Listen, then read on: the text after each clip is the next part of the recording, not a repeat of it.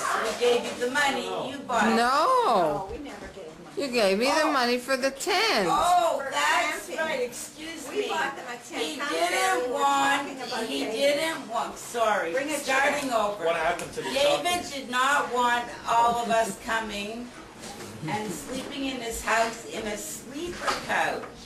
So he wanted a tent. compromised And we bought a tent. But they're for everybody. But when we came to Israel, you're in my way.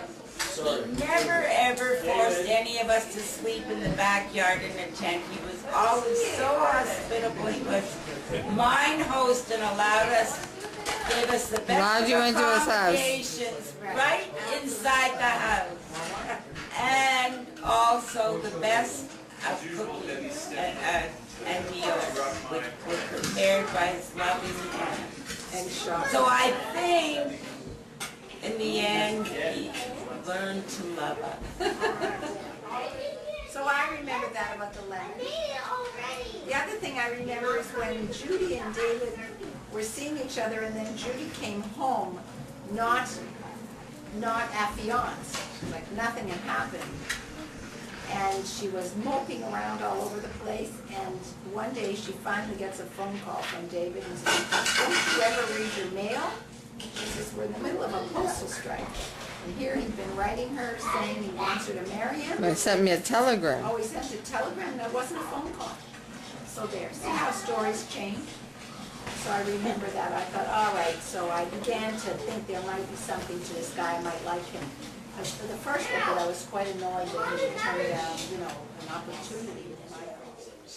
He was quite a theatrical man, Dad. He knew how to make every occasion meaningful. He made a bat mitzvah for Debbie. Remember the bat mitzvah? I forget quite what happened. He sacrificed. The sacrificial lamb. He recycled that as well. Ask Jill about that. What? Ask Jill Conway about He that. had a sacrificial lamb and some other voodoo going on. In the back, also in the backyard, I think there was a barbecue. Smoke was rising. Maybe he burned the lamb. Smoke was rising. He laughed because the camera's jiggling. I have to put this on a It's tripod. not just another pretty face. No, definitely was not. He picked me up at the airport and would yell at whoever was in the way. He was very protective. Well, let's see. In the early days, remember we used to meet in England all the time?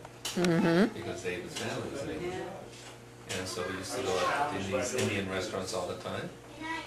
And every time after we had an Indian meal, he would come out of the toilet saying, "There's hotter coming out than it was going in."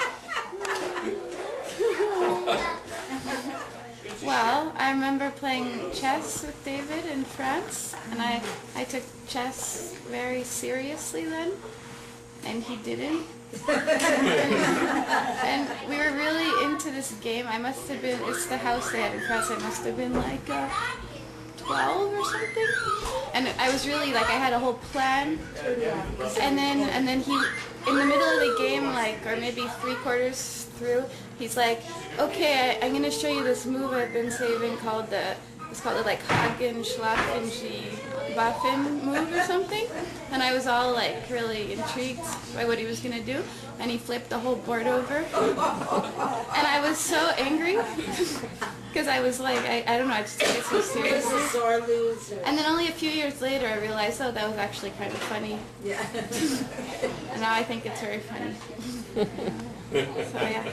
Imagine being beaten by a 12-year-old. Like, just think of Yeah, I know, he that. didn't, It must have been humiliating for him. he needed a way to get out of it.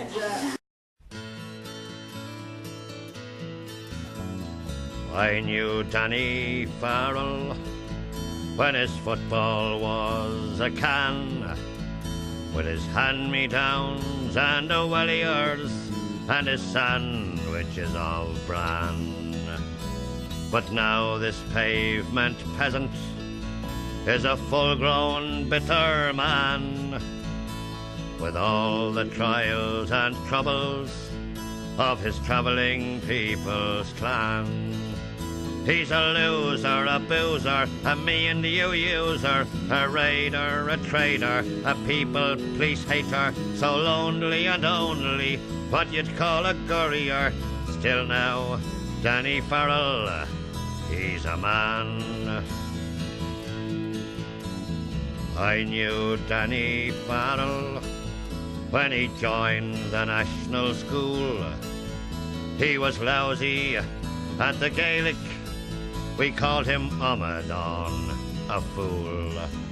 He was brilliant in the toss school, or trading objects in the pawn. By the time he was an adult, all his charming ways had gone. I knew Danny Farrell when we queued up for the dole, and he tried to hide the loss of pride that eats away the soul.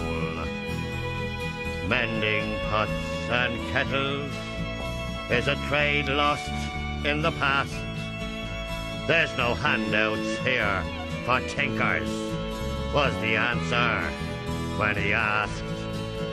He's a loser, a boozer, a me and you user, a raider, a traitor, a people police hater, so lonely and only, what you'd call a courier. Still now, Danny Farrell, he's a man. I still know Danny Farrell, saw him just there yesterday, drinking methylated spirits with some winos on the quay.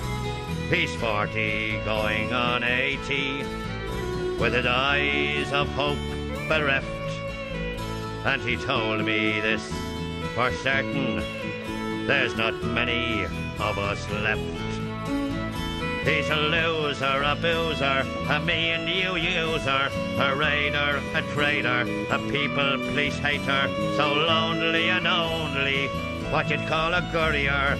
Still now, Danny Farrell, he's a man.